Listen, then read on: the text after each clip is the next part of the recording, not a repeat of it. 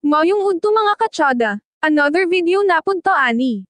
Karon mga katsada ni adto napod to ani sa silingan nga barangay sa Kapalong Davao del Norte walilain kung dili ang kapungagan mga katsada.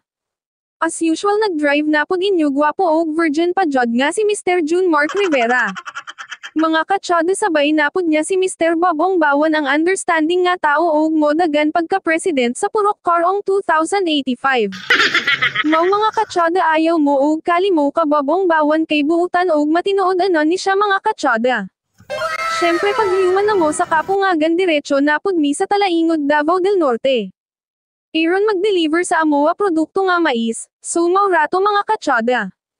Amo walang mo update mga katsada kay kung naamo mais maligya kontak lang mo sa inyo katsada nga gamer og kang babong gwapo nga madagan, og maulang ta mga katsada.